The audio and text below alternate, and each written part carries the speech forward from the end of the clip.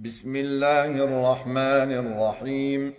الحمد لله الذي أنزل على عبده الكتاب ولم يجعل له عوجا قيما لينذر بأسا شديدا من لدنه ويبشر المؤمنين الذين يعملون الصالحات أن لهم أجرا حسنا ماكثين فيه أبدا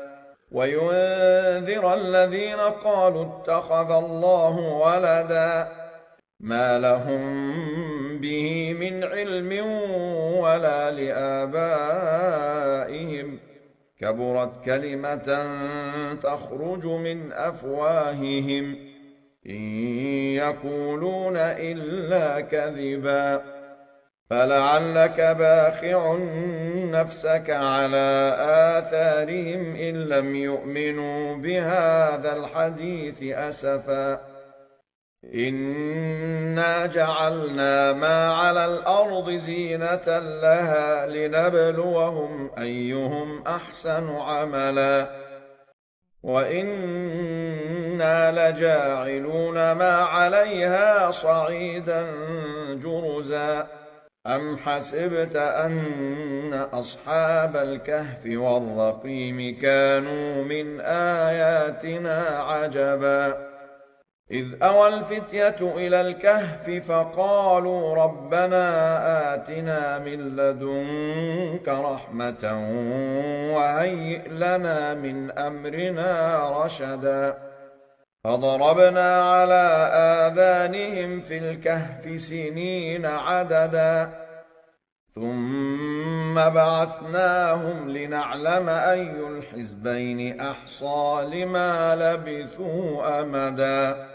نحن نقص عليك نبأهم بالحق إنهم فتية آمنوا بربهم وزدناهم هدى وربطنا على قلوبهم إذ قاموا فقالوا ربنا رب السماوات والأرض لن ندعو من دونه إلها لقد قلنا إذا شططا هؤلاء قومنا اتخذوا من دونه آلهة لولا يأتون عليهم بسلطان بين فمن أظلم ممن افترى على الله كذبا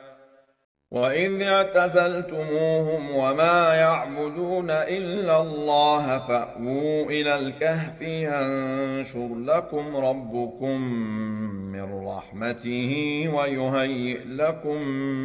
من أمركم مرفقا وترى الشمس إذا طلعت تزاور عن كهفهم ذات اليمين وإذا غربت تقرضهم ذات الشمال وهم في فجوة منه ذلك من آيات الله من يهد الله فهو المهتد ومن يضلل فلن تجد له وليا مرشدا وتحسبهم أيقاظا وهم رقود ونقلبهم ذات اليمين وذات الشمال وكلبهم باسط ذراعيه بالوصيد لو اطلعت عليهم لوليت منهم فرارا ولملئت منهم رعبا وكذلك بعثناهم ليتساءلوا بينهم قال قائل منهم كم لبثتم قالوا لبثنا يوما أو بعض يوم قالوا ربكم أعلم بما لبثتم فابعثوا أحدكم بورقكم هذه إلى المدينة فلينظر أيها أزكى طعاما فليأتكم فليأتكم برزق منه وليتلطف ولا يشعرن بكم أحدا إنهم إن يظهروا عليكم يرجموكم أو يعيدوكم في ملتهم ولن تفلحوا إذا أبدا وكذلك أعثرنا عليهم ليعلموا أن وعد الله حق وأن الساعة لا ريب فيها إذ يتنازعون بينهم أمرهم فقالوا ابنوا عليهم بنيانا ربهم أعلم بهم قال الذين غلبوا على أمرهم لنتخذن عليهم مسجدا سيقولون ثلاثة رابعهم كلبهم ويقولون خمسة سادسهم كلبهم رجما بالغيب ويقولون سبعة وثامنهم كلبهم قل ربي أعلم بعدتهم ما يعلمهم إلا قليل فلا تمار فيهم إلا مراء ظاهرا ولا تستفت فيهم منهم أحدا ولا تقولن لشيء إني فاعل ذلك غدا إلا أن يشاء الله واذكر ربك إذا نسيت وقل عسى أن يهديني ربي لأقرب من هذا رشدا ولبثوا في كهفهم 300 سنين وازدادوا 9 قل الله أعلم بما لبثوا له غيب السماوات والأرض أبصر به وأسمع ما لهم من دونه من ولي ولا يشرك في حكمه أحدا واتل ما أوحي إليك من كتاب ربك لا مبدل لكلماته ولن تجد من دونه ملتحدا واصبر نفسك مع الذين يدعون ربهم بالغداة والعشي يريدون وجهه ولا تعد عيناك عنهم تريد زينة الحياة الدنيا ولا تطع من أغفلنا قلبه عن ذكرنا واتبع هواه وكان أمره فرطا وقل الحق من ربكم فمن شاء فليؤمن ومن شاء فليكفر إنا أعتدنا للظالمين نارا أحاط بهم سرادقها وإن يستغيثوا يغاثوا بماء كالمهل يشوي الوجوه بئس الشراب وساءت مرتفقا إن الذين آمنوا وعملوا الصالحات إنا لا نضيع أجر من أحسن عملا أولئك لهم جنات عدن تجري من تحتهم الأنهار يحلون فيها من أساور من ذهب ويلبسون ثيابا خضرا من سندس واستبرق متكئين فيها على الأرائك نعم الثواب وحسنت مرتفقا واضرب لهم مثلا الرجلين جعلنا لأحدهما جنتين من أعناب وحففناهما بنخل وجعلنا بينهما زرعا كلتا الجنتين آتت أكلها ولم تظلم منه شيئا وفجرنا خلالهما نهرا وكان له ثمر فقال لصاحبه وهو يحاوره أنا أكثر منك مالا وأعز نفرا ودخل جنته وهو ظالم لنفسه قال ما أظن أن تبيد هذه أبدا وما أظن الساعة قائمة ولئن رددت إلى ربي لأجدن خيرا منها منقلبا قال له صاحبه وهو يحاوره أكفرت بالذي خلقك من تراب ثم من نطفة ثم سواك رجلا لكن هو الله ربي ولا أشرك بربي أحدا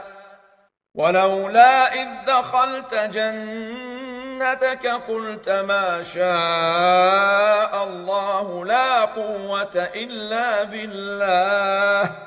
إن ترني أنا أقل منك مالا وولدا فعسى ربي أن يؤتيني خيرا من جنتك ويرسل عليها حسبانا من السماء فتصبح صعيدا زلقا أو يصبح ماؤها غورا فلن تستطيع له طلبا وأحيط بثمره فأصبح يقلب كفيه على ما أنفق فيها وهي خاوية على عروشها ويقول يا ليتني لم أشرك بربي أحدا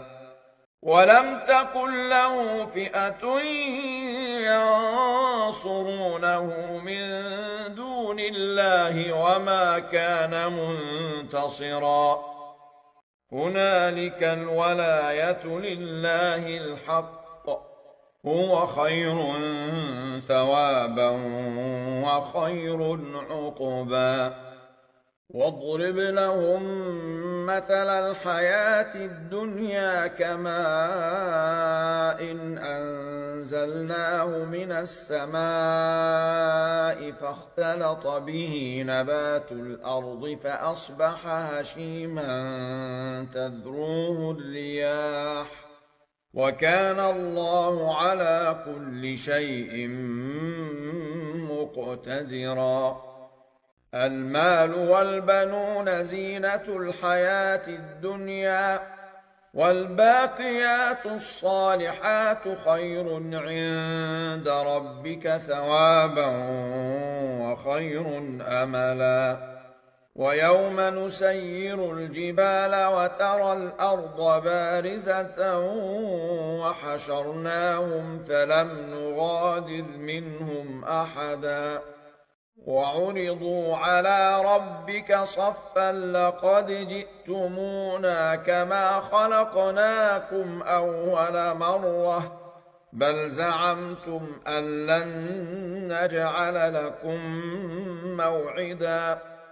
ووضع الكتاب فترى المجرمين مشفقين مما فيه ويقولون يا ويلتنا ما لهذا الكتاب لا يغادر صغيرة ولا كبيرة إلا أحصاها ووجدوا ما عملوا حاضرا ولا يظلم ربك أحدا وإذ قلنا للملائكة اسجدوا لآدم فسجدوا إلا إبليس كان من الجن ففسق عن أمر ربه أفتتخذونه وذريته أولياء من دوني وهم لكم عدو بئس للظالمين بدلا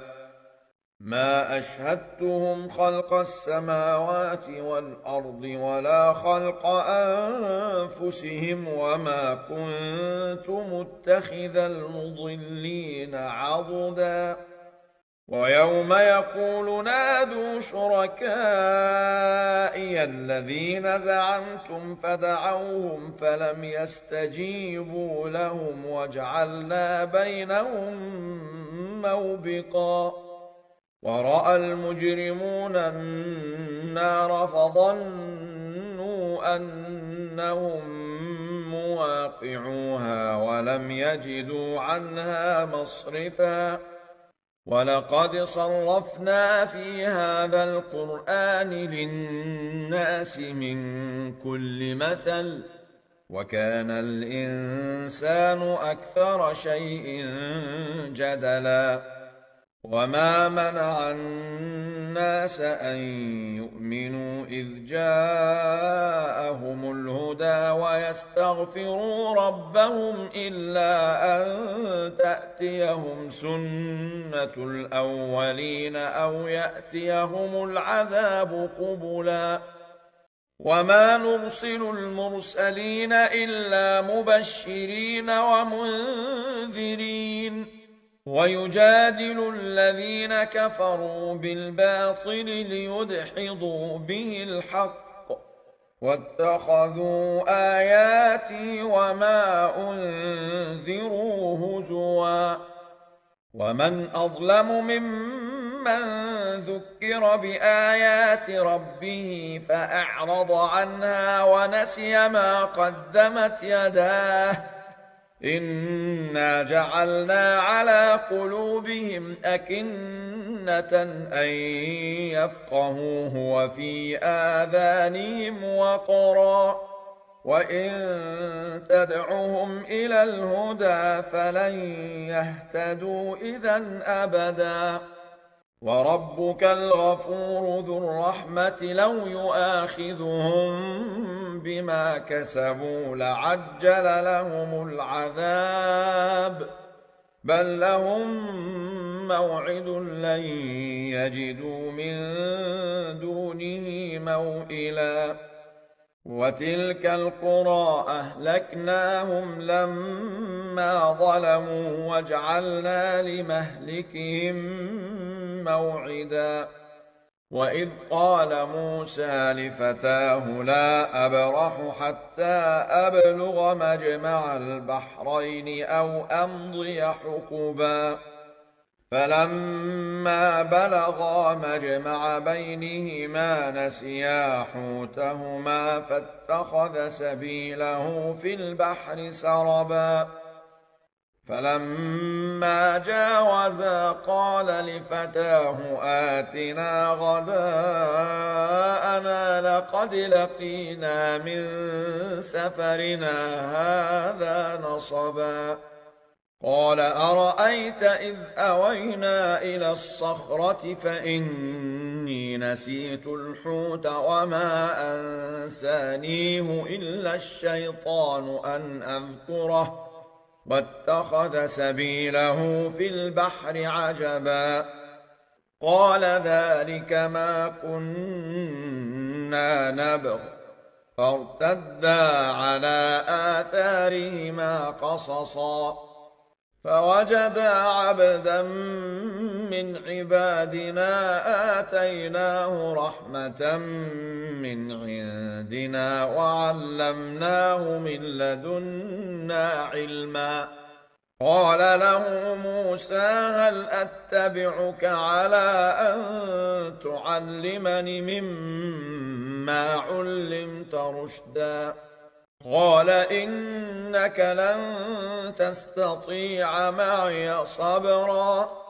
وكيف تصبر على ما لم تحط به خبرا قال ستجدني إن شاء الله صابرا ولا أعصي لك أمرا قال فإن اتبعتني فلا تسألني عن شيء حتى أحدث لك منه ذكرا فانطلقا حتى إذا ركبا في السفينة خرقها قال أخرقتها لتغرق أهلها لقد جئت شيئا إمرا قال ألم أقل إنك لن تستطيع معي صبرا قال لا تؤاخذني بما نسيت ولا ترهقني من أمري عسرا فانطلقا حتى إذا لقيا غلاما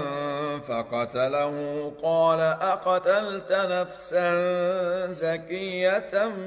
بغير نفس لقد جئت شيئا نكرا قال ألم أقل لك إنك لن تستطيع معي صبرا قال إن سألتك عن شيء بعدها فلا تصاحبني قد بلغت من لدني عذرا فانطلقا حتى إذا أتيا أهل قرية استطعما أهلها فأبوا أن يضيفوهما فوجدا فيها جدارا يريد أن ينقض فأقامه قال لو شئت لاتخذت عليه أجرا قال هذا فراق بيني وبينك سأنبئك بتأويل ما لم تستطع عليه صبرا أما السفينة فكانت لمساكين يعملون في البحر فأردت أن أعيبها وكان وراءهم ملك يأخذ كل سفينة غصبا وأما الغلام فكان أبواه مؤمنين فخشينا أن يرهقهما طغيانا وكفرا فأردنا أن يبدلهما ربهما خيرا منه زكاة وأقرب رحما وأما الجدار فكان لغلامين يتيمين في المدينة وكان تحته كنز لهما وكان أبوهما صالحا فأراد ربك أن يبلغا أشدهما ويستخرجا كنزهما رحمة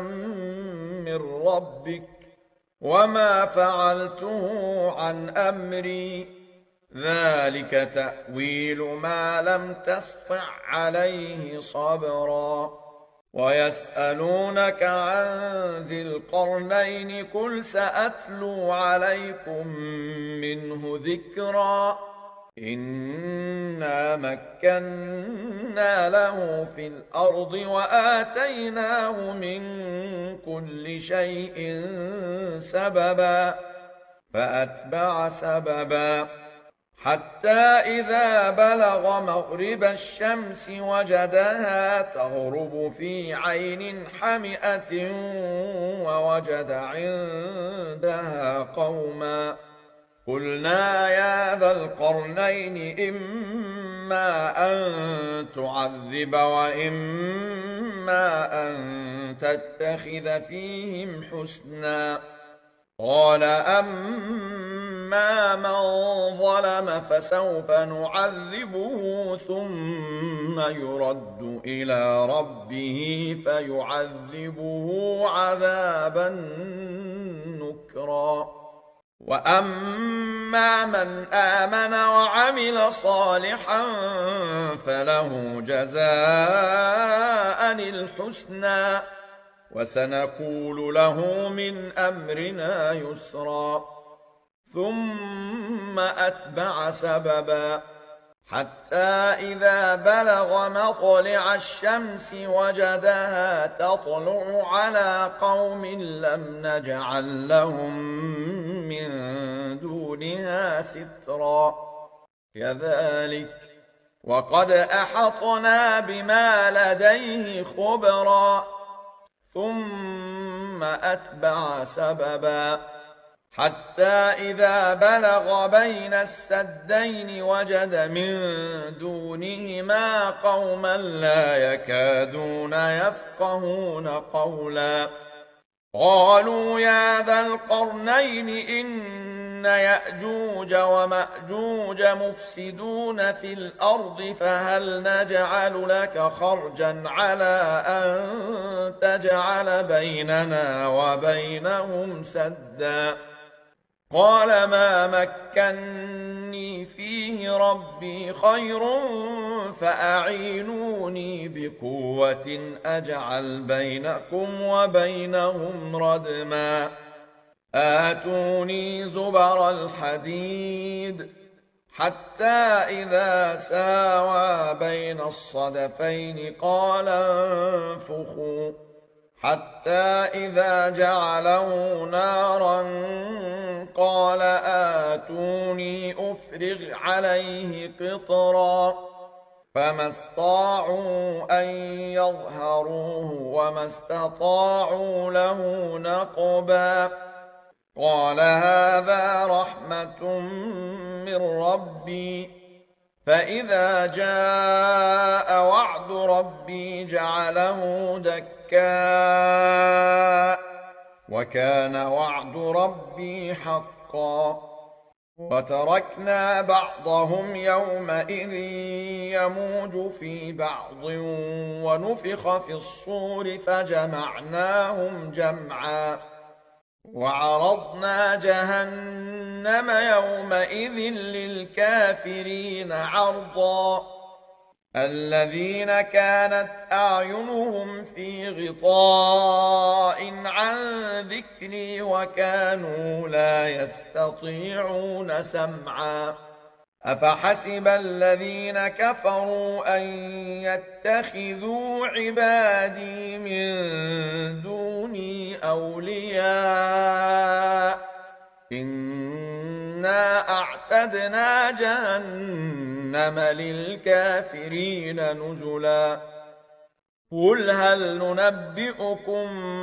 بالأخسرين أعمالا الذين ضل سعيهم في الحياة الدنيا وهم يحسبون أنهم يحسنون صنعا. أولئك الذين كفروا بآيات ربهم ولقائه فحبطت أعمالهم فلا نقيم لهم يوم القيامة وزنا. ذلك جزاؤهم جهنم بما كفروا واتخذوا آياتي ورسلي هزوا. إن الذين آمنوا وعملوا الصالحات كانت لهم جنات الفردوس نزلا خالدين فيها لا يبغون عنها حولا. قل لو كان البحر مدادا لكلمات ربي لنفد البحر قبل أن تنفد كلمات ربي ولو جئنا بمثله مددا. قل إنما أنا بشر مثلكم يوحى إلي أنما إلهكم إله واحد فمن كان يرجو لقاء ربه فليعمل عملا صالحا ولا يشرك بعبادة ربه أحدا.